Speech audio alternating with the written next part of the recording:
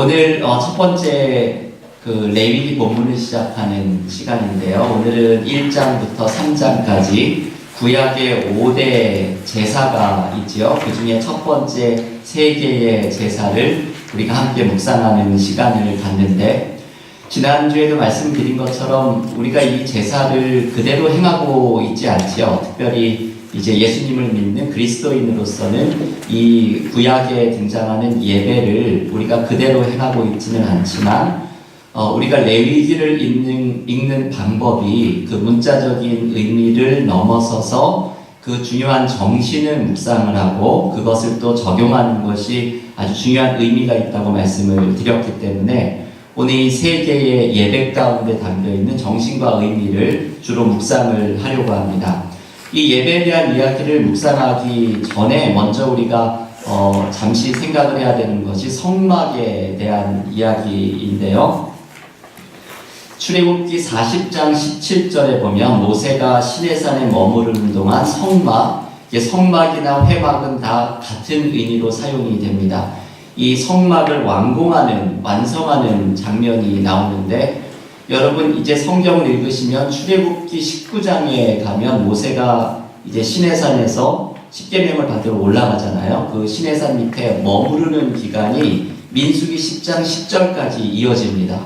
그 출애굽기 19장 1절부터 민수기 10장 10절까지 머무르는 동안, 시내산 자락에 머무르는 동안 하나님께서 십계명을 주시고 또 성막을 세우는 것에 대해서도 알려주시고 이 모든 말씀들을 주시고 성막까지 만든 후에 이제는 이스라엘 백성들이 가나안 땅으로의 민수기 10장 11절부터 다시금 그 여정을 시작을 하게 되는데요. 바로 레위기는 출애굽기 19장부터 민수기 10장 10절까지 시내산에서 머물렀던 시기에 쓰여졌던 책이다. 이게 뭐 정확히 이렇지는 않다고 하더라도 이 컨텍스트 속에서 쓰여진 책이라는 것을 기억할 필요가 있습니다.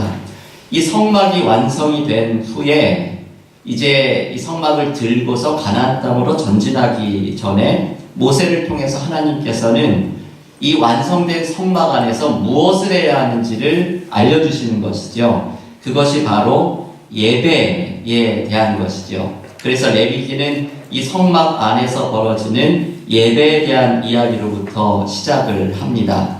레위기 1장 1절이 바로 이 점을 알려주고 있죠. 한번 펴서 같이 읽어볼까 하는데요. 레위기 1장 1절 함께 읽겠습니다. 여호와께서 회막에서 모세를 부르시고 그에게 말씀하여 이르시되, 레위기는 이렇게 시작을 하죠. 회막에 하나님의 임재가 임하셔서 모세를 회막에서 부르시는, 성막에서 부르시는 장면이 등장을 합니다. 하나님께서 이 성막에 임하시고 여기에서 벌어지는 중요한 일인 예배에 대해서 알려주시는 것으로 레위기가 시작을 하고 있는 것이죠. 이 회막에 임하는 하나님의 임재, 그리고 여기서 벌어지는 예배를 이해하기 위해서 먼저 회막에 대한 이해를 좀 먼저 가질 필요가 있지요. 왜냐하면 이제 우리가 예배드리는 중요한 이야기들이 회막 안에 들어가서 벌어지는 이야기들이 레위기에서 자꾸만 등장을 합니다. 이 회막 혹은 성막이라고 부르는 시설물은 거창하고 뭐 이렇게 화려한 특별한 것이 아니죠. 이 금으로도 장식하고 여러 가지 모습들이 있기는 해도 이것이 어떤 특별한 모습을 가지고 있지는 않습니다. 회막의 크기는 50m, 25m 이렇게 되어 있고, 이것을 제가 이제 그 그림을 인터넷에서 찾아가지고 하나를 거기 넣어놨는데요. 그 안에 보면 성소와 지성소가 있는 부분하고 바깥에 번제단이 있는 부분이 크기가 좀 다르게 되어 있지만, 이 구약 성경을 연구하는 분들은 이게 거의 절반으로 정사각형 2개가 붙어 있는 사이즈로 되어 있다고 이야기를 합니다. 제가 이거를 그 회막의 입구에서부터, 성막 그 입구로부터 좀 설명을 해드릴 텐데요. 성막들로 들어가게 되면 나오는 것이 바로 성소마당이죠. 그 그림에서는 성막들이라고 번역을 했는데 보통 성소마당이라고 표현을 많이 합니다. 이곳은 영어로는 outer court이죠. 그 지성소가 있는 바깥에 있는 마당이기 때문에 성소 마당이라고 부르고, 여기에 있는 것이 번제단. 오늘 우리가 묵상하는 모든 예배는 이 번제단에서 드려지는 것이죠. 그리고 이 번제단의 제사를 마친 제사장 중에 지성소 쪽으로 들어가기 위해서 정결의 예식을 하기 위한 물두멍이 있습니다. 물을 담아 놓는 그런 대야 같은 것이죠. 이 두 가지가 있는 곳이 outer court, 성소 마당이고요. 이 성막은 성소라는 명칭으로 통일이 되거든요. 이 성소 마당에서 나머지 절반, 위쪽에 있는 나머지 절반은 이 휘장을 열고 들어가자마자 나오는 첫 번째가 그림에는 성소라고 되어 있지만 흔히 내성소라고 부릅니다. 왜냐하면 이 성소라는 표현이요, 시편 같은 데 읽어보시면 성소에서 하나님을 찬양하라 이런 말들이 나오잖아요. 그러니까 이 성소라는 표현은 그 지성소를 들어가는 그 성소보다도 예배하는 모든 곳을 성경에서는 성소라고 부릅니다. 그래서 이 지성소 들어가기 직전에 있는 곳을 성소라고 번역을 하면 예배하는 일반적인 모든 시설을 성소라고 부르는 것과 자꾸 헷갈리기 때문에 학자들은 지성소 바로 전에 있는 성소를 내성소라고 통일을 해서 번역을 하려고 합니다. 이 내성소는 영어로 holy place이죠. 하나님의 임재가 있는 거룩한 곳. 이곳은 이제 제사장들이 들어갈 수 있는 곳인데요. 여기에 보면은 등대가 있고, 이 등대는 이제 촛대이죠. 촛불을 켜놓는 것. 그리고 떡을 진열해 놓는 떡상이 있고, 그리고 지성소 입구에 분향단이 있습니다. 이 분향단은 어떤 역할을 하는가 하면요, 레위기에서 이 말씀이 소개가 되는데 한번 미리 찾아볼까요? 레위기 16장 13절을 한번 찾아서 같이 한번 읽어보겠습니다. 레위기 16장 13절 찾으신 분들 함께 읽겠습니다. 여호와 앞에서 분향하여 화면으로 증거대위 속죄소를 가리게 할지니 그리하면 그가 죽지 아니할 것이며. 지금 이 분향단에서 벌어지는 것은 연기를 피워올리다는 거죠. 지성소에 들어가기 전에 이 지성소는 대제사장만 1년에 단 한 번 들어갈 수 있는 곳인데, 그곳에 들어가기 전에 분향단에서 연기를 피우라는 것입니다. 이 연기를 피우는 목적은 그 연기 때문에 대제사장이 죽지 않게 될 것이다, 안전장치로 이 연기를 피우라고 하는 것이죠. 여러분, 출애굽기에 보면 시내산에서 모세가 하나님을 만날 때 막 구름이 덮이면서 하나님의 영광이 구름으로 가려지는 것이 나옵니다. 왜냐하면 인간은 거룩하신 하나님을 맞닥뜨리게 되면 인간은 그 안에서 살아남을 수가 없기 때문에 이 하나님의 임재가 나타나는 구름은 하나님의 임재를 상징하는 것이면서 동시에 하나님의 그 광채, 영광을 완전하게는 볼 수 없도록 가려주는 역할을 합니다. 이것은 일종의 인간을 보호하기 위함이죠. 하나님의 임재 앞에 완전히 노출되면 인간은 살아날 수가 없기 때문에 그 구름으로 하나님의 영광을 어느 정도 가려주려고 하는 것이죠. 근데 모세는 시내산에서 그 구름으로 가려져 있는 하나님의 영광의 빛이 일부 뚫고 나온 것만을 대면했는데도 그 얼굴에서 광채가 나서 사람들은 그 모세의 얼굴에서 나는 광채를 감당할 수가 없어서 모세가 이스라엘 백성들을 만났을 때는 수건을 덮고서 이스라엘 백성들을 대면했던 이야기가 나오죠. 이 모든 것들이 하나님의 그 임재, 영광의 광채, 그 빛, 그것을 가려주는 구름으로 인간을 보호하려고 하는 출애굽기의 이야기들인데, 바로 이 지성소에 들어가는 것은 그 하나님의 임재 안으로 들어가는 것이기 때문에 그 출애굽기의 구름과 같은 역할을 하는 연기를 피우라고 말씀을 하시죠. 그게 바로 홀리 플레이스, 내성소에 있는 분향단에서 하는 일입니다. 이 연기를 피운 다음에 휘장을 걷고 들어가게 되는 곳이 바로 지성소.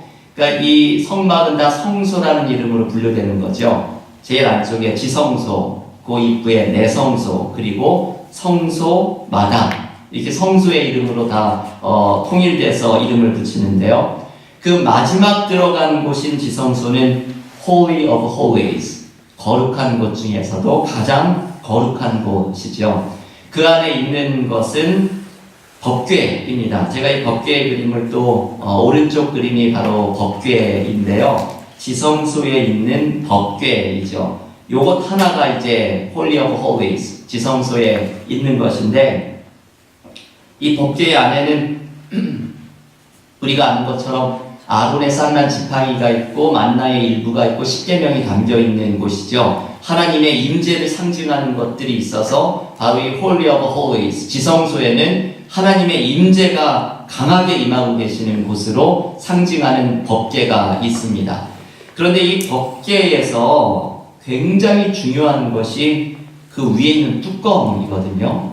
그 천사의 그룹, 날개 같은 것이 있는 천사의 모습에 형상을 하고 있는 일종의 뚜껑이 덮여져 있는데, 이거를 이제 영어로는 커버라고 많이 번역을 하는데요. 이 뚜껑을 바로 제가 거기에 써드린 속죄판입니다. 이게 뚜껑이 보통 뚜껑이 아니라 이제 우리가 레위기 16장을 읽을 때 이제 이 부분을 자세하게 읽게 될 텐데요. 대제사장이 1년에 한 번 들어가서 백성들의 모든 죄를 사하는 짐승의 피를 뿌리는 곳이 바로 이 커버 위에 뿌리는 것이죠. 그래서 짐승의 피를 뿌리면서 모든 백성들의 죄를 사하는 속죄의 예식을 거하는 이 대속죄일 욤키퍼라는 이 일이 벌어지는 곳이 바로 이 속죄판 위에서 하는 겁니다. 그래서 이 지성소 안에 있는 것을 법궤만 이야기하지 않고 이 뚜껑이 중요하기 때문에 이 속죄판이라고 하는 뚜껑을 별도로서 지적을 해서 이야기를 하게 되죠. 이게 이제 지성소 안에 있는 것입니다. 이 모든 것들이 이제 레위기의 예배, 대속죄일에서 벌어지는 일들이 바로 이 공간 안에서 일어나게 되는 것이죠. 이 성막에 대한 이야기에서 우리가 기본적으로 생각을 해야 되는 것은 창조주 하나님, 그 광대하신 하나님께서 바로 이 작은 공간, 너무나 사실 작지요. 50m, 25m 가로 세로 그거밖에 안 되는 이 작은 공간에 창조주 하나님, 광대하신 하나님이 임재하신다는 것이 특별히 의미를 갖습니다. 이 말은 하나님이 작은 공간에 갇혀 있다는 뜻으로 바라봐야 되는 것이 아니라 그 광대하신 하나님이 작은 공간에도 임재하신다는 것을 가르쳐주고 있는 말씀이죠.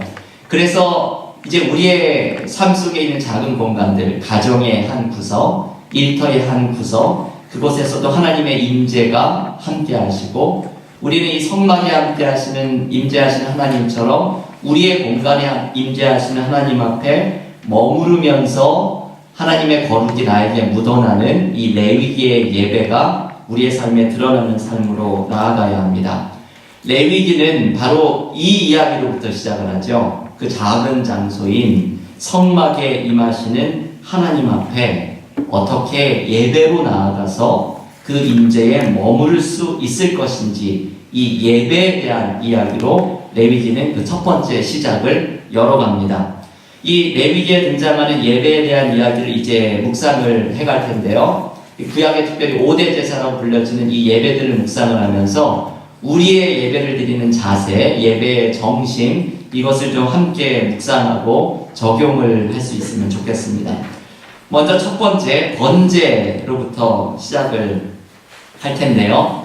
레위기 1장에 소개가 되고 있는 이 번제는 동물의 제물을 불로 완전하게 태워서 드리는 예배이죠. 불로 태우는 제사이고 그것을 남김없이 태우는 제사이죠. 누구도 그것을 갖는 것이 없게 이 태우는 제사이기 때문에 영어로는 burnt offering이라고 이름을 붙이는데요. 이 예배의 이름하고 예배 드리는 제물이 똑같은 이름입니다. 그래서 이 burnt offering이라고 하는 제물의 모습과 함께 이것이 제사, 예배의 이름이 또한 되기도 하는 것이죠. 이 burnt offering이라고 번역을 하는 번제는 히브리어 단어로는 올라라고 이제 이름이 되어 있는데요. 너무나 이제 재미있죠. 이 올라라는 히브리어의 의미가 올라간다는 의미가 있다고 해요. 어쩜 이렇게 한국말하고 히브리어가 이렇게 좀 비슷한 것이 있는지 모르겠습니다. 이 올라라는 번제라는 히브리어 단어에 있는 올라가다는 의미는 결국 이런 것이죠. 예배를 드리는 이제 예배자가 가지고 온 온 짐승을 다 태워가지고 그게 불에 타서 연기가 되어서 하나님 앞에 올라가는 제사, 그것이 바로 이 burnt offering이라고 하는 번제라는 예배입니다. 이 번제의 제물이 아주 특별한 주목을 해야 되는 모습들이 있는데요. 이 번제의 제물은 수송아지라고 번역을 하지만 이 송아지보다는 소이죠. 소와 그리고 양 혹은 염소 그리고 비둘기, 이것을 번제의 예물로 드립니다. 전부 이제 숫양이나 숫소를 드리는 것이죠. 이 제물이 사실은 가치가 귀한 것부터 낮은 것으로 전부 다 소개가 되고 있는 것이거든요. 소를 제물로 드리는 것이고 다 태워가지고, 그리고 양이나 염소를 드리는 것이고, 그리고 비둘기를 드리는 것은 이게 재산의 정도에 따라서 이 제물을 선택을 하게 되는 것이죠. 조금 넉넉한 사람들은 소를 제물로 해서 올려드릴 수가 있는 것이고, 그리고 한 중간 정도 되는 사람들은 양이나 염소를 번제의 제물로 드리는 것이고, 좀 가난한 사람들은 쉽게 구할 수 있는 비둘기를 가지고 제사를, 예배를 드리는 것이죠. 그런데 여러분, 이 각각의 제물들을 똑같이 예배를, 번제를 소개하면서 레위기 1장에 보면 여러분 9절과 13절과 17절, 이 레위기 1장의 9절, 13절, 17절에 각각 똑같은 표현이 나오죠. 여호와께 향기로운 냄새니라. 소로 제사를 드린 다음에도 여호와께 향기로운 냄새니라. 양으로 그리고 비둘기로 예배를 드린 다음에도 각각 이 똑같은 표현이 등장을 합니다. 이게 뭔가 하나님이 어떤 것을 더 기쁘게 받으시고 더 좋은 예배라고 생각하신다는 뉘앙스가 전혀 없죠. 이 제물의 가치의 정도와 관계없이 하나님은 모든 것을 향기로운 냄새로 기쁘게 받으셨다고 이야기를 합니다. 이 제물에 대한 이 모습은 하나님이 받으시는 이 예배가 그 가치와는 상관이 없다는 것을 알려주죠. 이 번제 제물에서 우리에게 주는 이 예배의 정신은 예배자가 형편에 맞게 예물을 드리고 제사를 드리지만 자신의 상황에서 최선을 다해서 예배를 드려야 할 것을 가르쳐주는 것, 이것이 바로 이 제물의 차이에 대한 것을 통해서 알려주려고 하는 메시지입니다. 바울이 여러분 똑같은 이야기를 하죠. 우리가 수요 예배에서 고린도후서를 묵상을 했는데, 고린도후서 9장 7절에서 바울이 이 번제의 제물의 정신을 이렇게 얘기해 줍니다.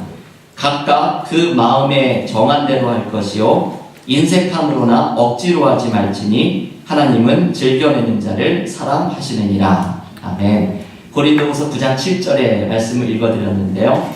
마치 그 과부의 두 랩돈, 동전을 하나님께서 기쁘게 받으셨던 것처럼 하나님께서는 예배자가 자신의 형편에서 최선을 다해서 드리는 그 제물을 기쁘게 받아주십니다. 이게 번제의 정신이죠.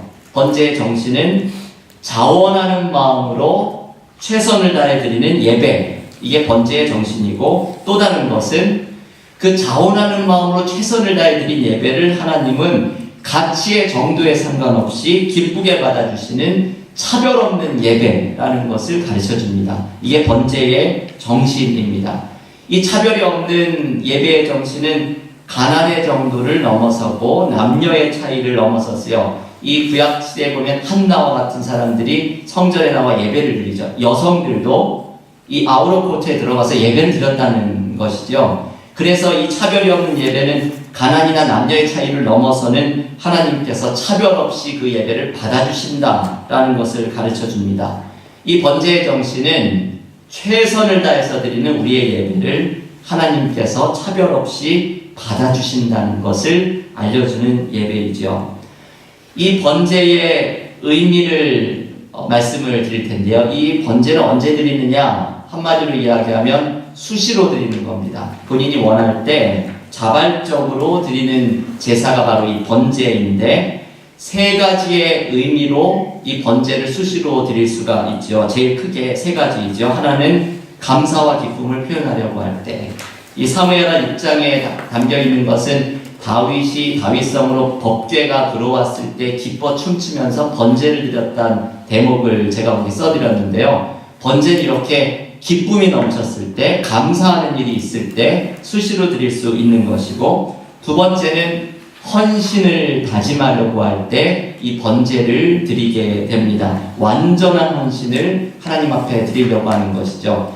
이게 그 예배의 모습에서도 드러나죠. 제물을 완전하게 태워서 드리는 이 모습이 완전한 헌신을 다짐하는 예배의 성격에 참 맞아 보이죠. 그리고 마지막으로는 고난 중에서 하나님께 탄원을 하면서 도움을 구할 때, 이때 드리는 예배가 또한 이 burnt offering을 하나님 앞에 드리는 것이죠.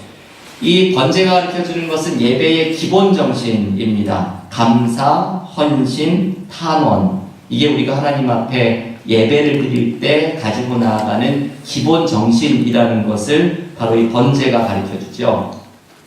번제는 흔히 가장 기본 예배라고 얘기를 합니다. 구약 성경에 등장하는 가장 기초적이고 기본적인 예배이죠. 언제나 여러분 그 기본기가 중요하죠. 기본과 기초가 중요한 것처럼 번제라는 이 가장 기본적인 예배가 중요한 것은 여기에 담겨있는 기본적인 예배의 정신이죠. 이 무엇보다도 예배의 정신을 짚어드리고 싶은 것은 번제의 제물을 완전하게 태워서 드리는 나의 삶을 하나님 앞에 완전하게 드리는 헌신, 이 헌신의 예배가 바로 번제라는 것을 기억을 할 필요가 있겠습니다. 사도 바울이 로마서 12장 1절에서 예배의 이야기를 하면서 이게 오늘 번제의 정신과 참 비슷한 이야기를 해주죠. 로마서 12장 1절의 말씀을 제가 유진 피터슨 목사님의 메시지라는 성경으로 한번 읽어드리겠습니다. 한번 들어보십시오. 그러므로 나 바울은 이제 여러분이 이렇게 살기를 바랍니다. 하나님께서 여러분을 도우실 것입니다. 여러분의 매일의 삶, 일상의 삶, 곧 자고, 먹고, 일하고, 노는 모든 삶을 하나님께 제물로 드리십시오.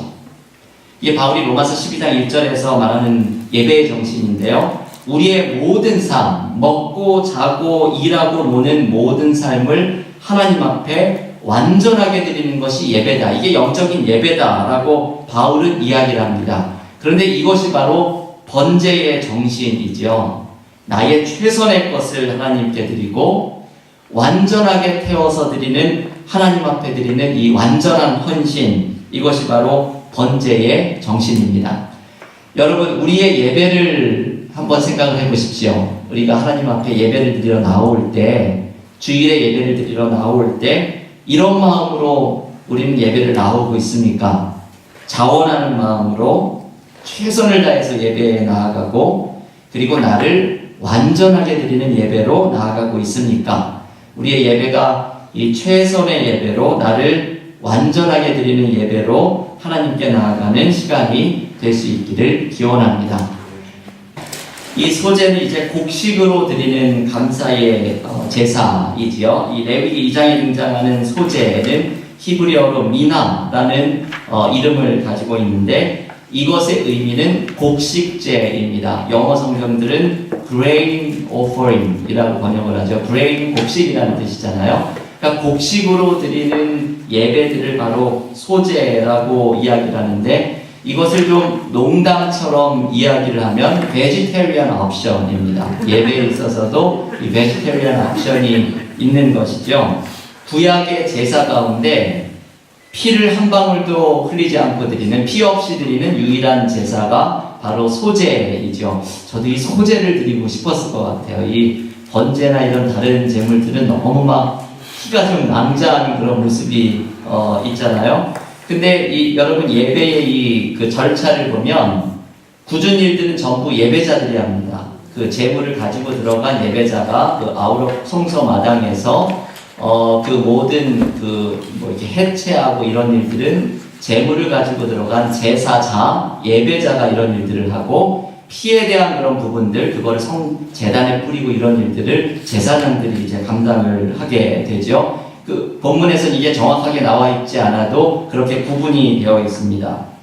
이 소제는 피가 등장하지 않는 유일한 제사로서 곡식으로 드리는 감사의 예배에 해당되죠. 번제의 정신하고 모든 것이 비슷한데, 단지 차이가 있다면 제물이 동물이 아니라 곡식으로 드린다는 것이 차이가 있는 것입니다.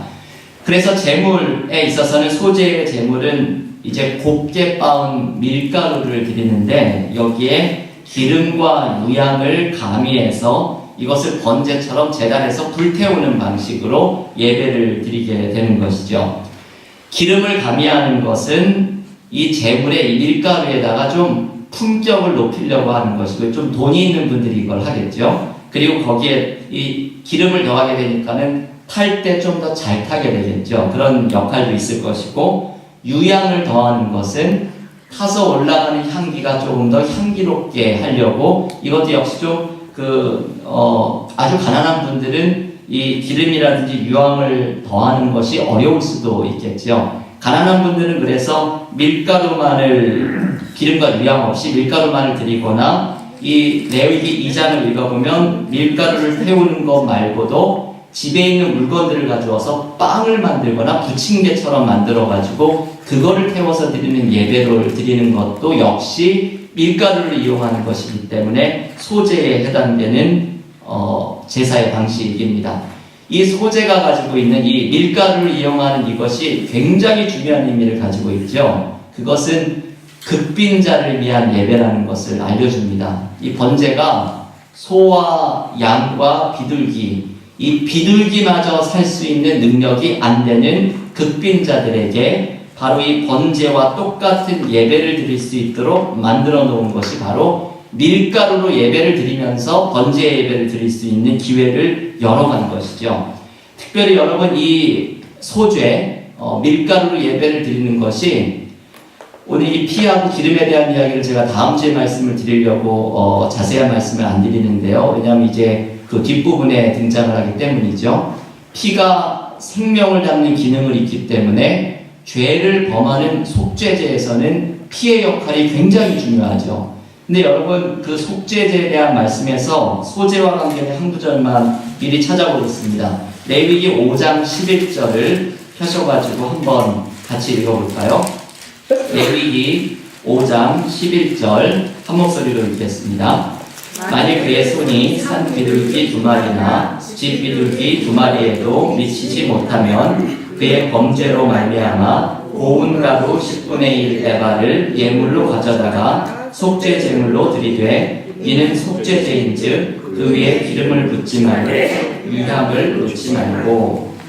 여러분 이 속죄제의 한 부분으로 곡식으로 이 예배를 드리라는 이야기가 나오죠. 방식이 소죄인데 그 소재로 드리는 방식이 죄를 사하여주는 속죄제의 기능을 한다고 이야기를 합니다. 이게 레위기 5장 11절의 말씀인데요. 속죄제를 이제 다음 주에 묵상을 하겠지만 피를 통해서 생명이 피해 있기 때문에 자신들의 죄를 그 제물에 전가해서 죄의 사함을 받는 개념을 갖는 것이 바로 속죄제인데 피가 하나도 없는 이 밀가루 예배를 통해서도 속죄의 기능이 있을 수가 있다라고 하나님께서 허락을 하신 것이죠. 이것은 가난한 사람들을 위한 하나님의 배려입니다. 이 가난한 사람들이 동물의 재물을 살 수 없는 능력이 안 되는 사람들에게 이 어렵고 가난한 사람들에게 이 예배로 나아갈 수 있는 하나님의 사랑, 자비, 은혜를 베풀어 주신 것 그게 바로 이 소재에 담겨있는 예배의 중요한 의미이죠. 이 소재의 특징의 하나를 말씀을 드리고 싶은데요. 두 가지가 있죠. 하나는 누룩과 꿀을 넣어서는 안 된다는 것이죠. 레위기 2장 11절에 등장을 하는데 이 누룩과 꿀을 왜 넣어서는 안 되는가? 그 의미는 이것 때문이죠. 모두 변질과 부패를 상징하는 의미가 있기 때문입니다. 밀가루 반죽에 누룩이 들어가면 막 부풀어 오르게 되죠. 변질이 되는 의미를 가지고 있고 꿀도 역시 이것이 변질하고 부패하기가 쉬운 이유로 금지가 되었을 것입니다. 이 누룩과 꿀을 넣어서는 안 된다는 것은 거룩하신 하나님 앞에 나아갈 때 우리의 최선의 것을 다해서 정결하게 나아가는 이 예배의 정신 속에서 이러한 상징적인 의미가 들어가는 것이죠. 그런데 이것과는 반대되는 모습의 특징이 있죠. 소재물에 이 밀가루 반죽에 소금을 넣어라 라고 이야기합니다. 레위기 2장 13절 말씀이죠. 소금이 상징을 하는 것은 또 우리가 쉽게 생각이 들죠. 부패하거나 변하지 않게 만드는 것의 상징이 바로 소금입니다. 여러분 그 레위기 2장 13절을 한번 보시면은 여기에 그 언약의 소금이라고 하는 대목이 나오거든요. 하나님의 언약의 소금이라고 나오는데 이 소금 언약이라고 하는 뜻이죠. 하나님의 언약이 소금 언약이라고 표현하는 것은 변하지 않으신다. 하나님이 우리를 향한 약속과 하나님의 사랑은 변하지 않으시는 소금과 같다라는 의미를 담고 있는 표현입니다. 그래서 하나님의 변하지 않음과 같이 우리도 하나님 앞에 변하지 않는 신실함의 의미를 담기 위해서 소재의 제물에 소금을 치게 되는 것이죠. 이 성경을 연구하는 분들은 고대의 중동에는 소금을 이용해서 누군가와 동맹을 맺거나 약속을 하거나 충성의 맹세를 할 때 소금을 이용했던 기록들을 많이 소개를 해줍니다. 부족들 간의 동맹을 할 때에 그 부족의 대표자들이 소금을 먹었다 그러고요. 왕 앞에서 신하가 충성을 맹세할 때에도 소금을 먹었다고 합니다.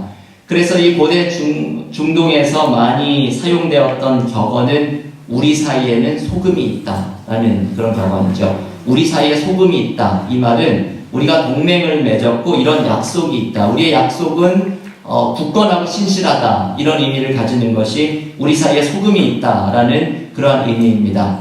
마가복음 9장 50절에 보면 예수님이 소금에 대해서 이런 아리송한 말씀을 하시는 게 나오는데요. 너희 사이에 소금을 두고 서로 화목해라. 예수님의 이 말씀은 바로 오늘의 이 문맥에 관한 말씀이죠. 서로 간에 화목을 할 때 이 화목을 위한 진심과 신실함, 변하지 않은 바로 그것을 이제 소금을 두고서 서로 약속하고 화목하라는 그런 의미이죠. 이 문화적인 내용이 이렇게 들어있는 것입니다. 그래서 이 소재의 중요한 특징은 이것이죠. 예배자가 하나님께 드리는 감사와 헌신이 변하지 않도록 누룩과 꿀은 삼가하고 변하지 않고 언제나 항상 같은 모습으로 있도록 소금을 통해서 하나님을 향한 사랑과 신뢰가 표현되도록 하라라는 말씀입니다. 그래서 이 소재의 정신은 하나님을 향한 헌신과 사랑과 신뢰가 변하지 않는 예배자의 모습을 알려주고 있는 것입니다. 이 소재의 의미를 적용하는 것을 제가 두 가지의 이야기를 좀 드리면서 소재의 이야기를 마칠까 하는데요. 이 소재는 극빈자를 위한 헌신의 예배인데 여기에 담겨있는 중요한 의미가 은혜의 예배라는 것이죠. 가난해서 하나님 앞에 예배를 드리러 나올 수 없는 사람들에게 심지어는 속죄제물로 피에 이 제물을 바칠 수 없는 사람들에게 하나님께 나아올 수 있는 길을 열어주신 하나님의 은혜가 나타난 예배가 바로 소재라는 예배입니다. 드릴 것이 없을 때에도 하나님께서는 하나님 앞에 나아갈 수 있는 예배의 길을 열어주셨다라는 것이 소재에 담겨있는 정신이지요. 그리고 우리 그리스도인들에게는 이게 참 중요한 의미를 담는 것이 바로 십자가의 은혜를 우리로 묵상하게 하죠. 우리의 편에서 어떠한 자격도 없고 조건도 없지만 우리가 하나님 앞에 나아가 담대하게 예배를 드릴 수 있는 것은 바로 주님의 십자가의 은혜를 의지하면서 하나님 앞에 담대하게 나아갈 수 있는 은혜를 힘입습니다. 히브리서 4장 16절에 나와 있는 이 말씀인데요. 그 밀가루를 통해서 하나님께 나아갈 수 있는 은혜의 길을 열어주신 것처럼 우리에게 십자가를 통해 하나님 앞에 나아갈 수 있는 이 은혜의 예배의 정신을 소재에서 우리가 묵상을 해야 합니다. 두 번째는 이 소재는 변질과 부패를 일으키는 꿀과 누룩을 삼가하고 대신에 소금을 치면서 변하지 않는 헌신의 예배를 강조하는 것이죠. 예배자가 이런 모습으로 나아갈 것을 이 소재의 예배는 우리에게 가르쳐 줍니다. 나의 하나님을 향한 사랑이 변함이 없는가? 나의 하나님을 향한 헌신이 이 소금과 같이 변함이 없는 헌신을 하나님 앞에 드리고 있는가? 이 소재의 예배는 바로 이 헌신에 대해서, 변함없는 헌신에 대해서 우리에게 묵상하도록 초대를 하는 예배입니다. 마지막 세 번째로 화목제에 대한 말씀을 드리고 오늘 저녁의 시간을 마치려고 하는데요. 레위기 3장에 등장하는 이 화목제는 히브리어는 슐라밈이라고 이야기하는데요. 이 슐라밈이라고 하는 히브리어에서 샬롬이라고 하는 단어가 나왔습니다. 이 샬롬은 평화, 화목 이런 것을 의미하는 히브리 단어이죠. 그래서 이 슐라밈이라고 하는 화목제는 샬롬을 목표로 하는 것입니다. 그러니까 하나님께서 허락하여 주신 평화나 화목에 대해서 감사할 때 드리는 예배가 화목제이고, 혹은 이 평화와 화목을 만들어가기 위해서, 이루어가기 위해서 드리는 예배가 바로 화목제이죠. 그래서 이 화목제를 영어 성경들은 Peace Offering, 평화제라고 번역을 하거나, 혹은 Fellowship Offering, 친교제, 서로 간에 나눔이 있는 나눔의 예배, 이렇게 번역을 하는 것이 바로 이 화목제의 목표는 샬롬, 평화를 이루어가려고 하는 것, 혹은 그것에 감사하려고 하는 것이 목표이고 목적이기 때문입니다.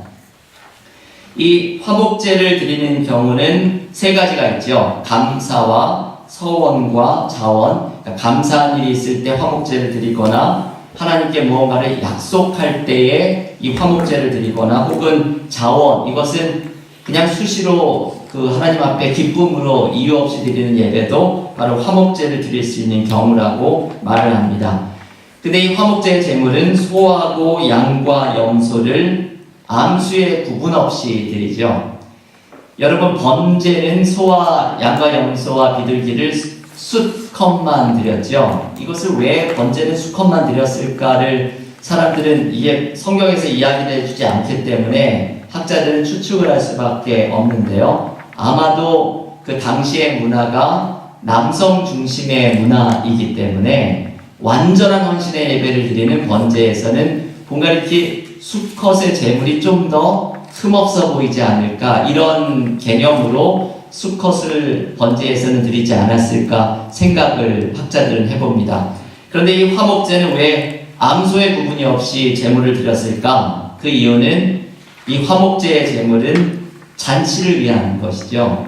이게 누군가에게 사실 우리가 무언가를 얻어먹거나 할 때에 대접을 받거나 할 때 음식을 사실 따지거나 가리지 않잖아요. 없어서 못 먹지. 뭐든지 그냥 주는 대로 대접을 받는 게 이 잔치의 정신이기 때문에 이 화목제는 이 제물을 이웃들과 나누는 잔치를 베푸는 용도로 사용을 하기 때문에 바로 이 제물을 올려드리는 예배자의 재량에 막힌 것으로 보이는 것이 바로 소와 양과 비둘기의 암수를 전부 다 사용할 수 있도록 만든 것으로 생각이 듭니다. 이 화목제의 중요한 특징은 제가 지금 말씀을 드린 것처럼 예배를 드린 음식으로 잔치를 베푸는 건데, 이게 굳이 구분을 하자면 세 가지의 잔치가 벌어지죠. 먼저 하나님께 올려드리는 잔치, 여러분 레위기 3장 3절과 9절에 보면 이 제물의 기름을 하나님 앞에 올려드리고, 특별히 기름이 많이 있는 꼬리 부분을 제단에서 불사르게 되는 이 모습은 하나님 앞에 올려드리는 잔치가 먼저 화목제에서 벌어지고 있는 것입니다. 그리고 이제 남은 부분을 먼저 제사장에게 띄워주죠. 그 고기 중에서 제일 맛있는 귀한 부분이라고 당시에 간주되었던 가슴살 부분, 그리고 뒷다리 부분, 이것이 레위기 7장 34절에 나오는 대목인데요. 그것을 제사장들에게 먼저 이 화목제물을 띄워주어서 제사장들의 분깃으로 주게 되고 제사장들의 잔치를 벌이게 해주는 것이죠. 그리고 남은 음식들을 가지고 이 예배를 드린 사람들이 이웃들과 나누어 먹는 잔치를 베풀게 됩니다.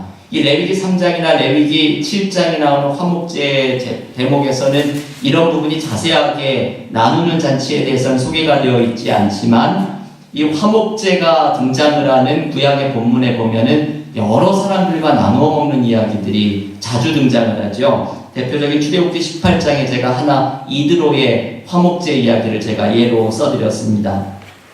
이 나물 음식을 나누는 잔치, 하나님과의 잔치를 먼저 벌이고 제사장들에게 그 잔치를 주고, 그리고 남은 것들을 이웃들과 나누는 잔치를 베푸는 이 문맥에서 화목제의 세부 규정을 알려주는 레위기 7장 17절에는 이 남은 고기는 이틀 안에 반드시 먹어라 라고 이야기를 합니다. 이게 뭔가 이게 좀 부패하거나 냉장고도 없던 시절에 그런 뭐 건강의 문제 이런 것보다도 여기에 담겨있는 정신은 욕심으로 고기를 예배자가 킵하고 있지 말라는 것이죠. 이게 이웃과 나누는 음식이기 때문에 그거를 욕심으로 이렇게 간직하려고 하지 말고 이틀 안에 그것을 사람들하고 나누면서 먹으라고 하는 화목제의 정신이 담겨있는 모습입니다. 여러분, 이 화목제는 이제 이러한 특징, 나눔의 예배가 있는 특징이기 때문에 이 화목제의 의미와 적용을 제가 몇 가지를 좀 소개를 해드리겠습니다.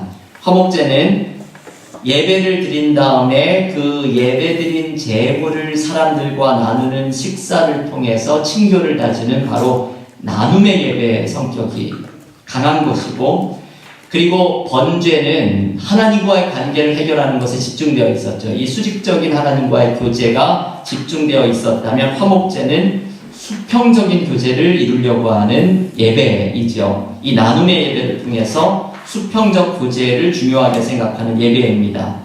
화목제는 이런 의미에서 하나님과의 샬롬, 하나님과의 화평, 이 수직적인 관계만이 이루어지는 것이 아니라 사람들 사이에서도 샬롬이 나타나야 한다라는 것을 알려주는 샬롬의 예배이고, 그리고 마지막으로는 하나님과의 관계를 회복한 사람들이 이웃과의 관계도 회복해야 한다는 회복의 예배이죠.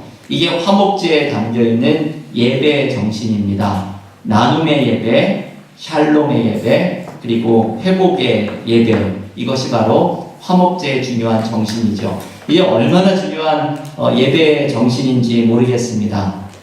이 화목제의 정신을 두 가지로 한번 적용할 수 있는 이야기를 말씀드리고서 오늘 시간을 마치려고 하는데요. 첫 번째는 바로 수평적인 차원이죠. 이게 예배 후에 우리의 관계 속에서도 이 수평적인 샬롬이 이루어지는 것뿐만이 아니라 예배 속에서도 이 수평적인 차원에 대한 관심이 있어야 하는 것을 가르쳐 줍니다.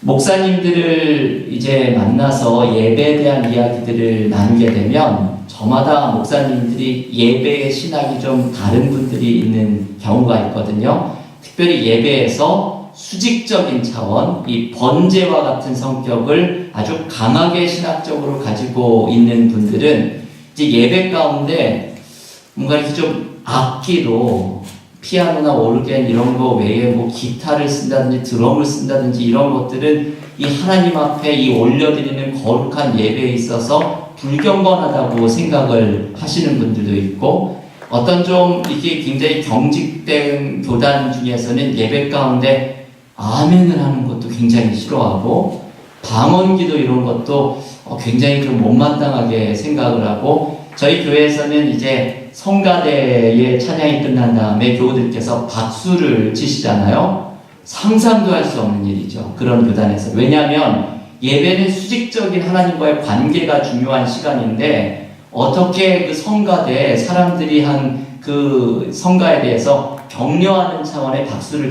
인간을 향한 어떤 것들이 나오는 것이 어떻게 예배 중에 나올 수가 있느냐 해서 박수를 치거나 이런 것들은 아주 학을 띄고 싫어하시는 그런 목사님들도 있습니다.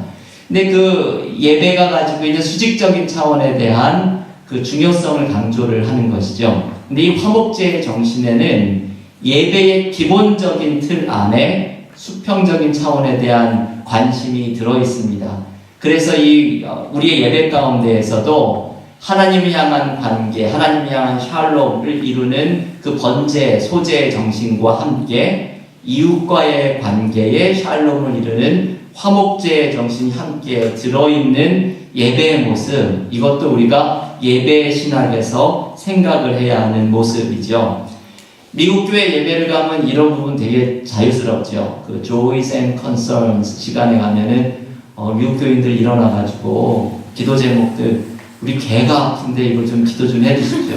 예배 가운데 개 아픈 이야기하는 건 말도 안 되는 이야기이죠. 그 수직적인 차원을 강조하는 예배의 신화를 가진 분들에게는. 그렇지만 이제 미국 교회 교인들은 생각이 좀 자유스러운 수평적인 차원의 예배의 모습들도 가지고 있는 것이, 이게 너무 성서적인 근거가 없지도 않은 것이 바로 이 화목제의 정신 안에 이것이 들어있기 때문이죠. 두 번째, 화목제에 적용할 수 있는 중요한 것은 우리 인간관계에서 깨어진 관계를 회복하는 것, 이것이 또한 예배의 정신이라는 것을 또한 알려줍니다. 이게 화목제의 정신이죠. 화목제의 정신이 잘 나타난 성경의 말씀이 마태복음 5장에 나와 있는 예수님의 말씀입니다. 우리 마지막으로 한번 이 말씀 같이 찾아서 읽겠습니다. 신약성경 마태복음 5장 23절과 24절 한번 같이 찾아서 한 목소리로 읽을 텐데요. 마태복음 5장 23절, 24절 찾으신 분들 함께 읽겠습니다. 그러므로 예물을 제단에 드리려다가 거기서 내 형제에게 원망 들을 만한 일이 있는 것이 생각나거든 예물을 제단 앞에 두고 먼저 가서 형제와 화목하고 그 후에 와서 예물을 드리라. 네. 이 화목에 대한 강조를 예수님께서 하고 계십니다. 이 마태복음 5장 23절, 24절에 나오는 것은 바로 정확히 화목제의 정신이지요. 예배만큼 중요한 것이 관계의 회복이라는 것을 알려주고, 그리고 관계를 회복하는 것, 이 깨어진 관계를 회복하는 것을 예배드리는 일로 대체해서는 안 된다라는 것이죠. 왜 관계가 깨어졌는데 예배에 나와서 하나님 앞에 회개한다고 말하고 그 깨어진 관계를 회복시켜달라고 기도만 하려고 하느냐? 영적인 일로 대체하는 것이 아니라 실제 깨어진 관계를 회복하는 것이 중요하다. 이게 바로 예수님의 마태복음 5장에 담겨있는 말씀인데 이것이 바로 화목제의 정신입니다. 여러분, 우리는 예배 가운데에서 이 수평적인 차원의 예배에 얼마나 관심을 갖고 있습니다. 갖고 있습니까? 우리의 예배가 나눔의 예배, 회복의 예배, 그리고 샬롬의 예배, 이게 하나님과의 샬롬만이 아니라 이웃과의 샬롬이 되는 이 깨어진 관계가 회복되는 예배가 될 때에 우리의 하나님과의 관계도 깊어지는 은혜를 누리게 될 줄을 믿습니다. 이 세 개의, 5개 예배 중에 3개의 예배를 살펴봤는데, 번제는 완전한 헌신, 그리고 소제는 자격 없는 우리에게 베풀어주신 은혜의 예배, 그리고 화목제는 나눔과 회복의 예배, 이 3가지 예배의 정신이 우리의 예배 가운데, 신앙생활 가운데 나타나고 있는지, 나의 예배에서는 무엇이 부족한지 한번 돌아보고 묵상하고 기도하는 시간을 가지시면 좋겠습니다. 그리고 다음 주 금요일을 위한 과제는 레위기 4장부터 7장이지요. 속죄제와 속번제를 읽으시면서 이 예배의 특징을 한번 묵상을 해보시면 좋겠습니다.